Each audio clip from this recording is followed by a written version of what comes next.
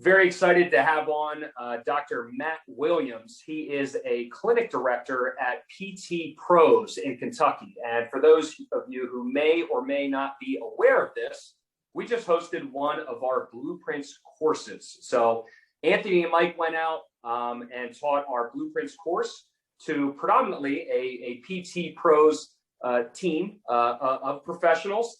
Wide variety of different clinicians.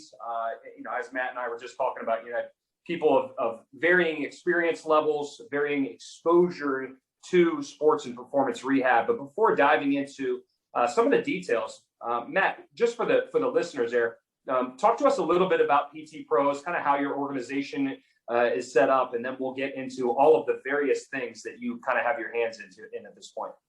Absolutely. So PT Pros is actually, it's been in practice for 40 years now. It actually started in a little town called Barberville, Kentucky. It's a really small rural community. We've now expanded to 13 clinics across the state of Kentucky. And so I currently serve as a clinic director at our Danville location. So for anyone who's familiar with the Central Kentucky area, Lexington, Kentucky is, I guess, kind of our metro hub essentially. And then we're about 30 miles south, give or take, from Lexington. And so I've been the clinic director there for almost 2 years now. Our clinic opened in November of 2019. As you can imagine, you got the holiday lull. So that was an interesting time for us to be opening, trying to gain some momentum and some traction. You're rolling into spring of 2020, pandemic happens, major shutdown. So we actually did not work from about the middle of March into the middle of May. So that was an interesting time for us. But long story short, by the grace of God, we've been doing really, really well. I currently have another full-time clinician hired at our Danville location. We also have 2 part-time therapists there as well.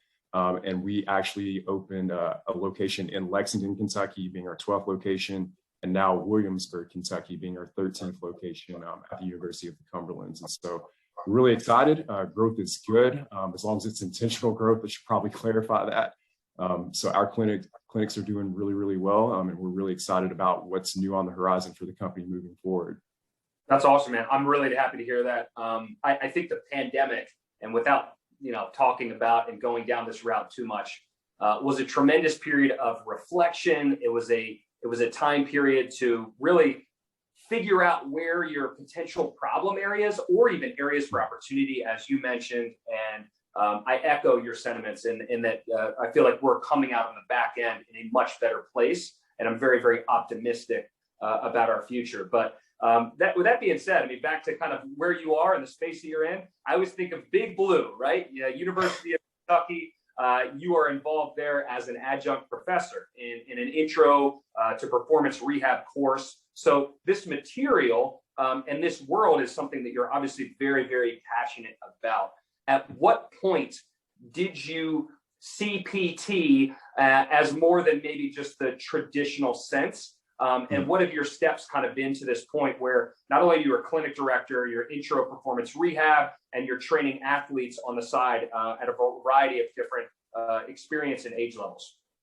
So I think a lot of that was rooted just in my experience as a patient. And again, and I don't want this to seem like I'm throwing the clinicians I worked with under the bus, but they were phenomenal people. But I think one thing that I figured out on this side of it now is we have to extend a lot more grace as far as what are people willing to expose themselves to, and then how are they implementing those resources in the clinical environment. So for me as an athlete, I'll just be completely candid with you. A lot of the rehab I received was just modalities, your basic, stretches, table stuff.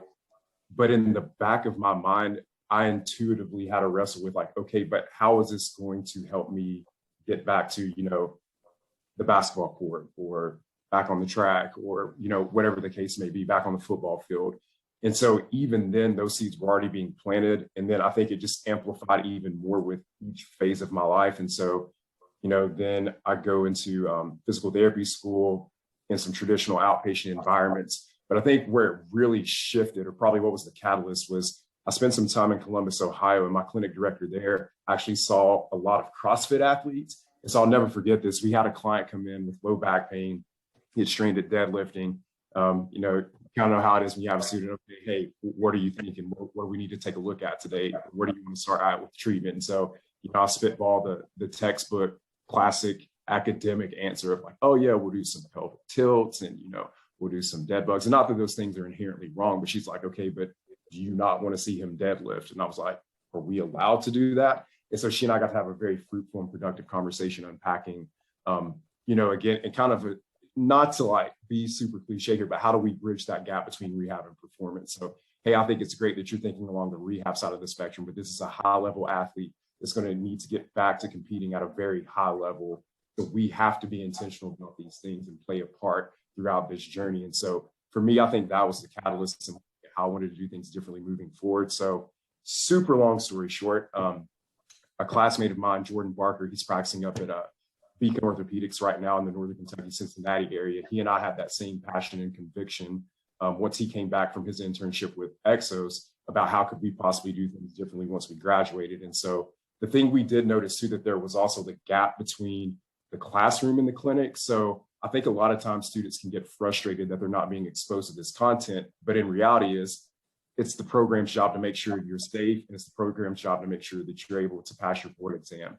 They're not inherently responsible for making sure you're getting exposed to this content and this material. So we wanted to be a part of the solution instead of just reinforcing the problem. And so he and I approached the program about, hey, could we possibly offer an elective course for your students, probably third-year students who know they want to be in this space, just to better prepare them for whatever clinical internships they have, whether it's R2P or maybe it's one of the Onward Physio facilities or any other performance-based rehab facility in the country, but then also to better prepare them for actual clinical practice once they were making that transition from the classroom to the clinic. So long story short, been doing it for 3 years now. I'm excited that I have been invited back for a 4th year. So I'll have my next cohort in January of 2022.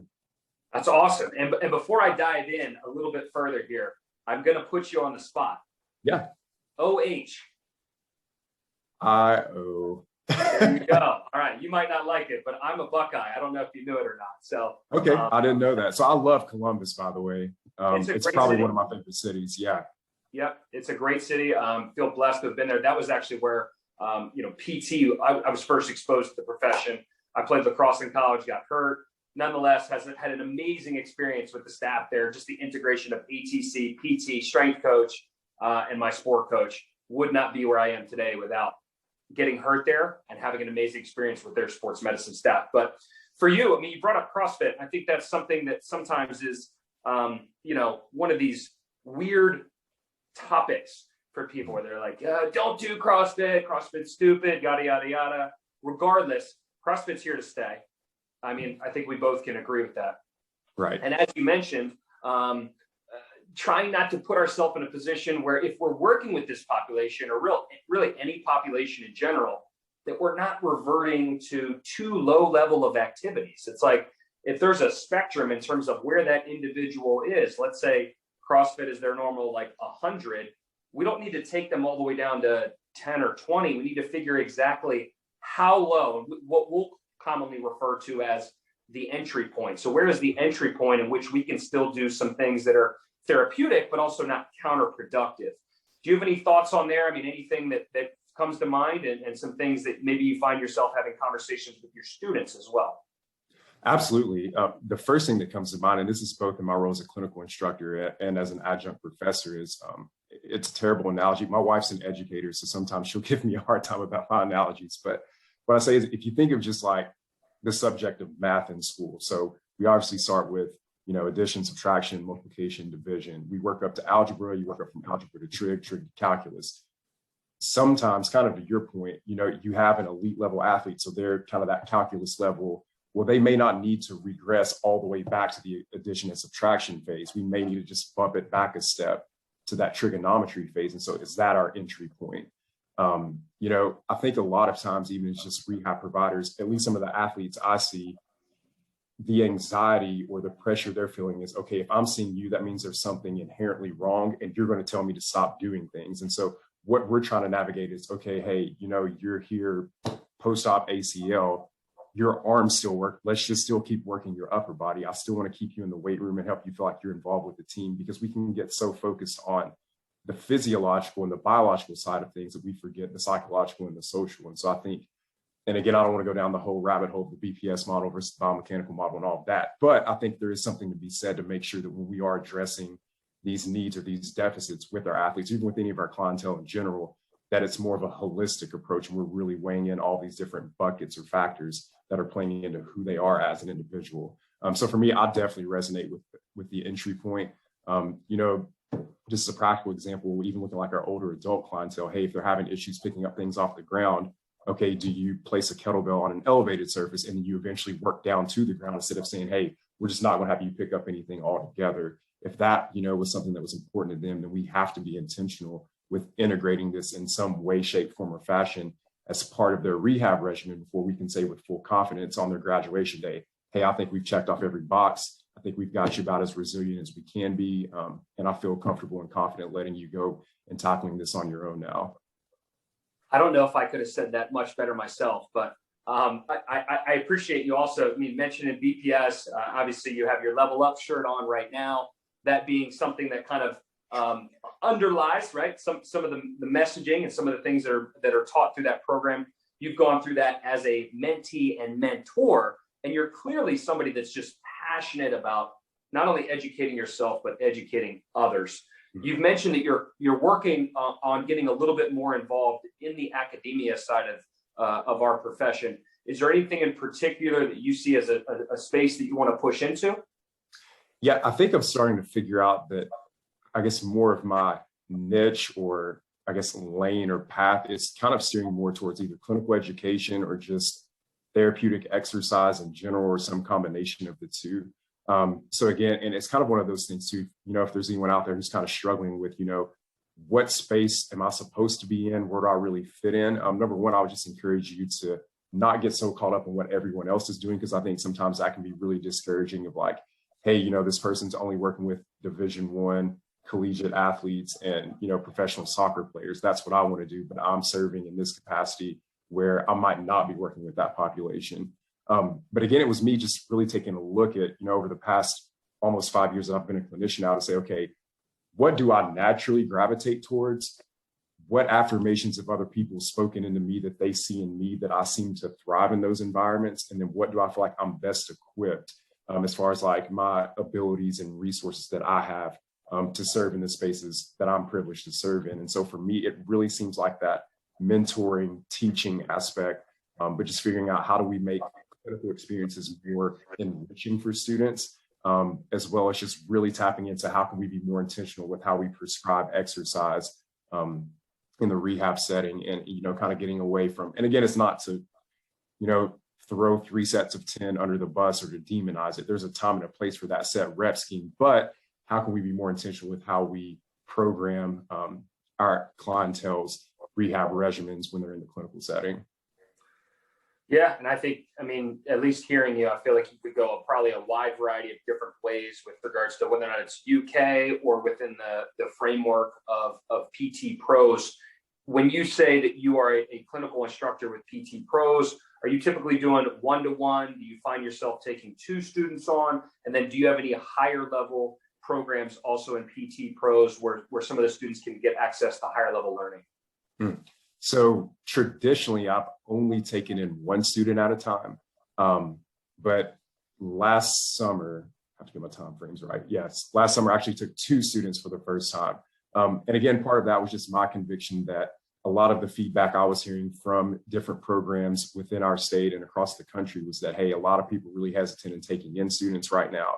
And I felt like our team did a really good job of having some safety and precautions in place to where we felt comfortable taking in a couple more students. And again, you and I talked about this before we hopped on here, just the space that we have is just really unique and really different, and that it could afford us that opportunity to take in more students. Because again, it's one thing to just study and stew and marinate on things on paper and in a textbook or on a screen or through a slideshow, but it's a whole different thing to actually be able to implement it and to apply it in a clinical setting where your patients aren't always black and white, and you've got to get really comfortable with navigating this gray.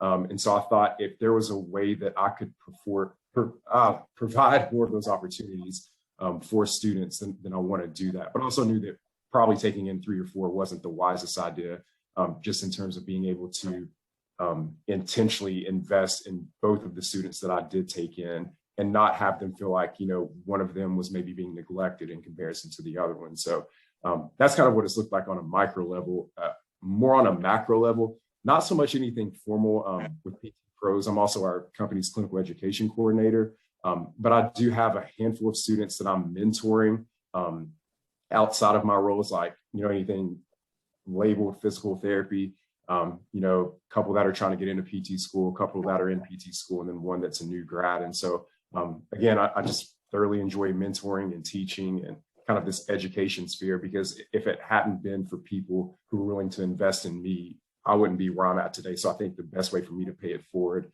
is to be intentional, at least in this phase of my career, to really try to reach back to whatever community spaces I've been a part of, whether it's, rural Kentucky where I grew up, or, central Kentucky where I did a lot of my undergraduate and professional learnings.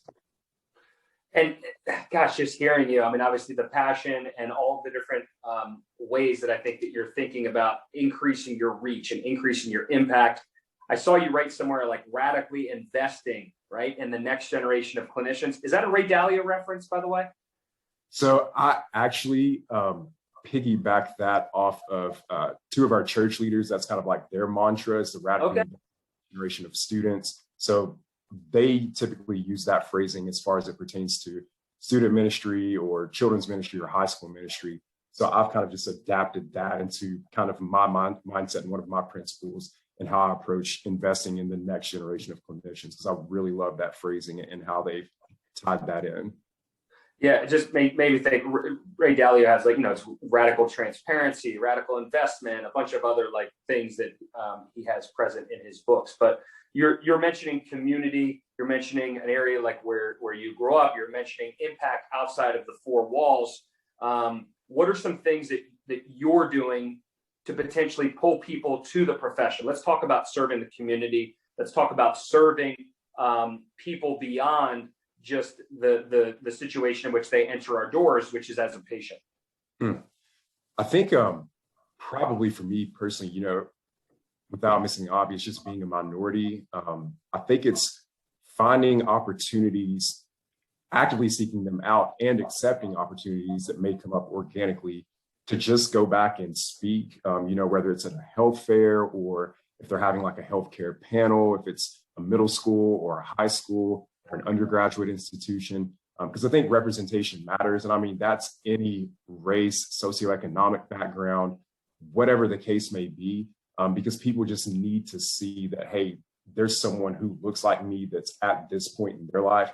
And I feel like I have an opportunity and a chance to do that too. And I mean, it could be somebody from a rural community, it could be someone that's African-American, Hispanic-American, any way you want to package that. But I really think representation matters. And so that's one of the ways that I try to be intentional in that aspect, is like, hey, if a school reaches out to me about, hey, we're having, a career fair in the spring, would you be willing to come out? Absolutely. Absolutely. I'll be one of the first people to show up for something like that. So I think that's kind of one piece to that.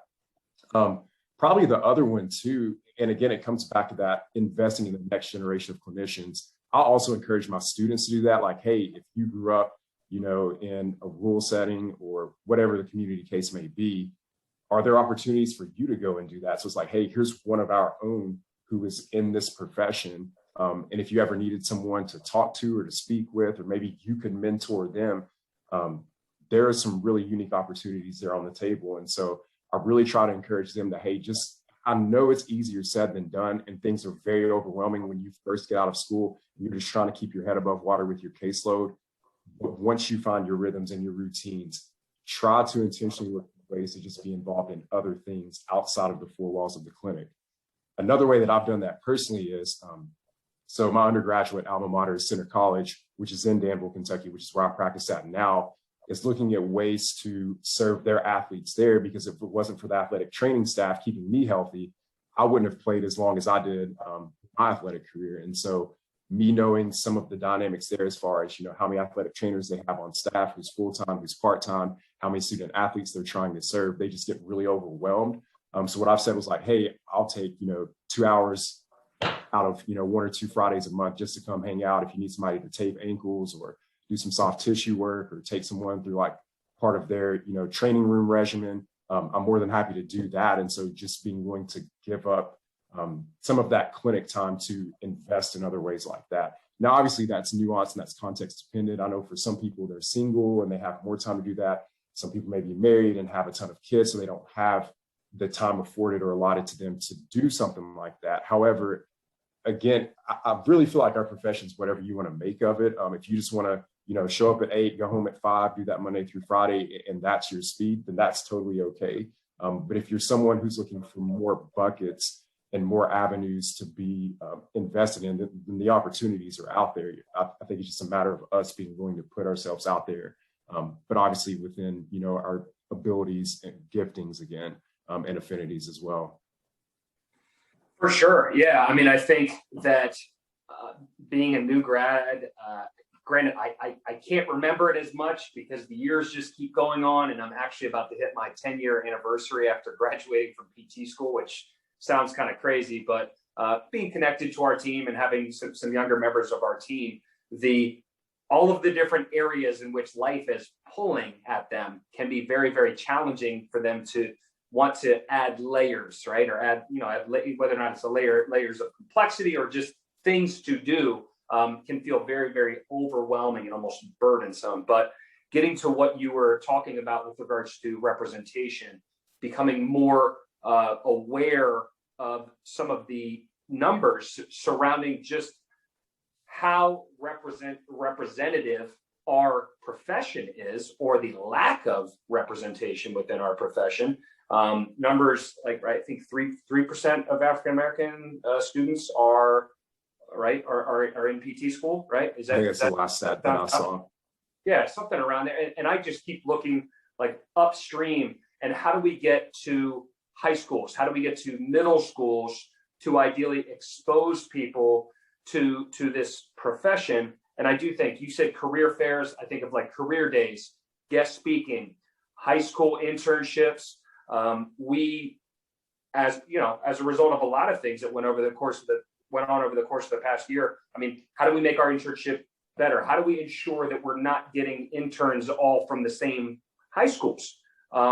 Knowing that, that if we allow 1, 2, or 3 students, say, from the same high school because they've got pushy parents or this, that, and the other, like, we're going to potentially put ourselves in a situation where we're also then excluding, because you only can have a certain amount of spots from some of the other area high schools. So the high school internship has been an area, and I should say high school touch points has been something that we've been trying to unpack a little bit more, figure out what is best.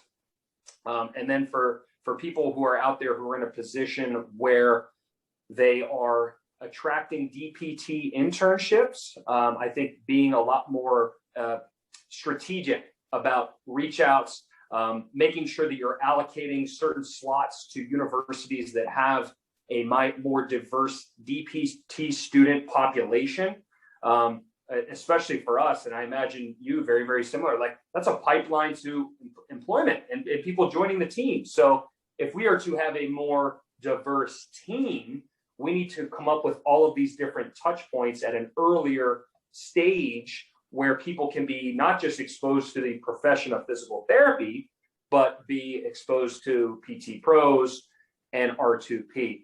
Is there anything that you've seen kind of going on at, whether it's DPT, college, high school, that has potentially worked for you, or things that you're doing differently to change that pipeline into the profession? I think for me, I've had former supervisors and colleagues and mentors that have also, what I say, it might be terrible phrasing, but it's kind of made their radars a little bit more sensitive to students who may be a quote unquote like better fit as far as like nurturing these relationships moving forward. So, a couple of guys that I'm mentoring right now are minorities. And so they were like, hey, I've gotten to know this person or this young man for however long. However, I feel like I might be doing them a disservice because there are things you might be able to speak to as far as like what you've experienced both in school and outside of school as a professional now that I can't. So would you be okay if I like kind of steered them in your direction? Hey, that's totally fine. conversely, I've done the same thing too. I've had a couple of people that kind of quote unquote started out with me. I'm like, hey, you know what? There's actually a couple of other people in my circle that I feel like might be a better fit as far as kind of like, your passions, your potential experience, things like that. Would you be okay if I pointed you in their direction? So for me, I think I would probably say it comes back to more humility. Because I think, and again, this might be going down a rabbit hole, but sometimes we can kind of take on like this savior complex. So like, I've seen it in the clinic as far as like, this is my patient and I have to be the person to get them better and all that, not having enough humility to say, hey, I've gotten you as far as I can. So even though I've been a clinician for almost 5 years, this sport isn't my wheelhouse, but my number 2 clinician, who's only been here for about 7 or 8 months, would do you a better service in getting you back to performing at a high level. I think that same principle transcends over to even just mentoring as well. Just recognizing that, hey, I don't have to be the person that like, shepherds this person into the profession and sees them all the way through until, whenever they're finished. Maybe it's just for a season. Maybe it's our responsibility or our role to take that middle schooler and to get them, more interested in science related fields for high school, or that high schooler who might be interested in healthcare, but they don't know if it's PT or OT or speech or whatever the case may be. I mean, I've actually had 2 high school students recently who, after interning with us, they were like, hey, I don't want you to be upset with me or to be angry, but I don't think PT is the right fit for me. And I think they were flabbergasted that I said, hey, I think that's fantastic. Like, that's what I want this experience to be, because again, it's a major investment on your part, both time and financially, to go do something to realize either you're doing it for the wrong reasons or it's just not the right fit. So for me, I think the humility piece is huge, but then just also being intentional with like, what direction do we steer people in, and not feeling like, hey, people are projects that we have to fix. Their relationships we're called to steward well and to invest in for a certain season, but to also have the humility to be willing to let them go when we realize that season has kind of passed. Yeah, I mean, it's one of those things, and I obviously, you've mentioned that you are married. See the wedding ring, and I have a fiance that I will be getting married to this August. And congrats, man. Hey, thank you very much. A profession is not that much different than dating. You need to figure out what you don't like, and exposure being tremendous for young people. When I go and speak at career days, I'll be like, if you don't know what you want to do right now, you just need to try more things, right? Mm-hmm. And if you don't know what you like in relationships and dating, and when it comes to a life partner, you need to date and meet people. And the more that you meet people, and the more that you, figure out what you like and don't like, those are both valuable to you eventually getting to a point where you're in a situation where you have a profession that you're doing every day that you enjoy, and you're spending time with your life partner that you enjoy almost every day. But yeah, it's it can be, I think, it's awesome. I love you. Yeah, use the season of life, and it's like we're with people for periodic little seasons, and as long as we are making sure that we are allowing them to have the best experience possible, I think we're doing as much of a service to them as possible. And if they still, after that season, are not in love with the profession itself, but they took some positives and some negatives and they're moving forward, that being probably the most important thing that we could offer that person. But getting people into like healthcare, I think, would be great, because we have a lot of people that will come in and they'll go, all right, I don't like PT, but I did like this and this and this, and I think I might actually want to try this now. And then we serve as almost like that navigator for them, so to speak, where, oh, hey, all right, I know this person, reach out here, reach out here, reach out here. And then you're kind of almost, shepherding them on to somebody else in a new relationship or a new experience. Do you find yourself doing something similar? Yes, absolutely. And I think it's an interesting parallel too. So obviously R2P and kind of myself, we both kind of resonate with principles over methods. I even see this kind of being fleshed out in this space as well. If we can help them figure out like, okay, what are your guiding principles or the things that you value the most in a profession? We've established this. So now what application does this fit best in? Is it maybe more strength and conditioning and not PT? Okay, great. I know 2 local strength coaches that would be great for you to go hang out with and to connect with. Let me get you the information. Let's get you there. Because again, and it kind of ties back to the classroom as well. I tell my students this, well, even as a clinical instructor, and I know it gets pretty frustrating at times when they'll come and ask me a question and I answer their question with the question, because I'm not here to tell or teach people what to think. I want to teach you how to think. Because again, at the end of the day, we have to equip and empower the people that we've been entrusted to lead, to make decisions for themselves. And I think sometimes we don't always do the best job of that. And I've been guilty of that as well. And that's something I've had to really take a step back on is, okay, it's not my goal for you to become a carbon copy of me and do the exact same things that I would do. If we could at least agree on principles, then given the context of your situation, I'll let you flesh out those methods and those applications how you see fit. And I think that's been the biggest shift I've seen in my teaching mentoring strategies, year 1, looking into year 5 now. If that kind of makes sense. I feel like that was a little bit of a tangent, but. No, it does. I mean, I can think of just myself just being early in my career and like wanting somebody to almost hold my hand or tell me what to do. And then if anything, just appreciate where I've gotten to at this point where, you know, dare you say like an algorithm or things are kind of like a choose your own adventure a little bit. You're taking information in. Okay, you're at this fork in the road. I could go this way or I could go this way. Well, okay, I'm taking into account previous experience and the information that I have at hand, and I've got a certain level of certainty. And okay, I'm going to go this way.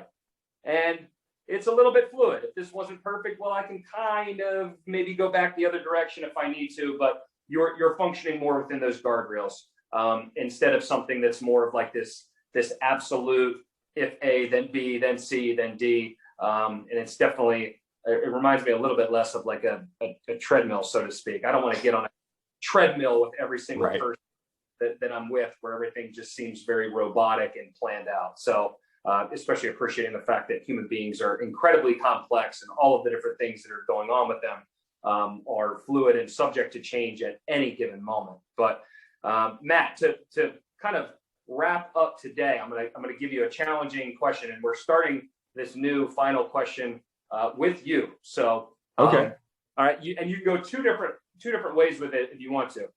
Where do you see our profession going, and or where do you see your role within the profession going over the years to come? That's a good question. I'll actually try to answer both. I think for me personally, I've been really encouraged and hopeful more so over the past 3 years than I maybe have been when I was a student, maybe my first couple of years out. And just, number one, the number of resources that are available now for new graduates that are looking to grow, hopefully personally and professionally, but then also the quality of those resources that are out there. And again, I don't want this to seem like a shameless plug, but like obviously the content that you all put out has been very influential on me, and I've shared it with numerous people in my circles. And I think of groups like the Institute of Clinical Excellence, you know, just to do 2 quick plugs. But I think just seeing the fact that students are now, obviously they're exposing themselves to this content, but I'm kind of seeing like this passion and this sense of urgency just to have higher convictions to want to do things better. Because I think it's one thing to like know that, okay, we know things, we know our blind spots, we know our shortcomings, we know our areas for improvement within the profession, but are we actually doing something about it? And I think that's the dividing line that I'm seeing. But I think things are now starting to shift more towards the, hey, okay, I do want to expose myself to this content to figure out how can I serve my clientele and my communities better. So I think that's the trend that I'm starting to see now that I'm really hopeful about. And then even just looking, I'll kind of use your terminology, upstream, downstream. So even looking downstream too, how many more programs and institutions are willing to invite people like myself or you or, you know, Zach or whoever it may be to come in and say, hey, you know, you're doing something different with this Level Up initiative. Hey, you are doing something different with exercise prescription. Would you mind to, you know, be a guest lecturer, or would you mind to do a course? And so I think that programs are starting to identify that sense within the students too. It kind of comes back to that humility piece. They're having enough humility to allow us to come in and say, hey, okay, maybe we haven't been getting this right over the past few years. What can we do differently? For me personally, I'll just be completely candid with you. I don't see my career closing out in the clinical setting, and I could be totally wrong from now and have to eat my words, over the next 5, 10, 15, 20 years, whatever that looks like. But again, I'm starting to see my passions reside more in academia, and I'm not sure what that looks like. I'll keep serving in the capacity that I've been given and the platforms and the opportunities I've been given. And if that snowballs into something else, then I'll willingly step into that role if and when those doors of opportunity open up. And so, again, for me, I've always kind of had this sense of urgency to just really tap into leadership. What does it mean to lead? I think it was John Maxwell that said leadership is influence. And I've kind of taken it a step further and really tapped into, okay, but that could be bad or good. So would leadership technically be positive influence? And so me kind of wrestling with, okay, what are my blind spots as a leader? You talked about the pandemic earlier. I think that 2-month window really gave me time to pause and step back from a lot of the distractions I've had to say, hey, how am I leading in my marriage? How am I leading, my students? How am I leading in the clinic? And what do I need to do differently once I get back into kind of a quote unquote normal rhythm and routine again? And how can I approach this with a different perspective and a different heart posture too? So for me, all that being said, I'm starting to see that I'm navigating more towards like academia and education. And so, whether it's still an adjunct role, a part-time role, or eventually a full-time role, I'm hoping that I'll be obedient. If that's where I'm called to serve, then that's what I'll go do, and hopefully do it at a high level. Well, Matt, man, you have a fan in me, and I can tell you that I was excited to have this conversation today. For the people listening, something that stood out. I sent out a little form ahead of time, and one of the things that he said makes him unique and makes him tick is his passion and conviction to lead at a high level in all aspects of life. And I think that I definitely heard that in multiple different spaces throughout the course of today's conversation. And overall, Matt, I'm very, very much just looking forward to staying connected with you and seeing where your career goes. And hopefully it goes very similarly. You seem like a very intentional person. I'm almost sure that it will, to what you were just talking about, where you end up in academia and your passion clearly for teaching and mentorship and leaving a long-lasting impact on the field is very present. So if people want to stay connected with you, reach out, maybe talk about something that popped up today, where's the best place for them to do that? Yeah, Josh, I just want to say too, thank you again for this opportunity. And again, for just taking the time to invest in our company to come out to Kentucky and put on an outstanding course. And again, anyone that asks, I would highly recommend it. And if anyone wants more, I guess, candid feedback, they can contact me via email is probably the best, my personal email. That's M as in Matt, B as in boy, my last name Williams, C as in cat, C as in cat @gmail.com. And then I'm also on Instagram. My handle is @M as in Matt, B as in boy, Will 1. I try to be pretty intentional with responding to people in a timely manner. I'm not always the best because I do have a couple of other hats that I wear, which we didn't really unpack, and now's not the time or the place for that. But again, just thank you for this opportunity. Thank you for being willing to invest in our company. And I really honor and appreciate what you've done with R2P and just the way you guys are leading from the front in our profession. Again, I think you are one of the leading pioneers right now in seeing the way things are trending, and just part of that hope that I have for the way the profession's headed. Matt, appreciate that very much. And hopefully next year, when we come back out to Kentucky again, that'll be part of my agenda, and we can make sure that we meet in person. But nonetheless, let's stay connected. I appreciate all of your time today. And like I said, again, I just look forward to a developing relationship in the future to come. Thanks again, man. Take care.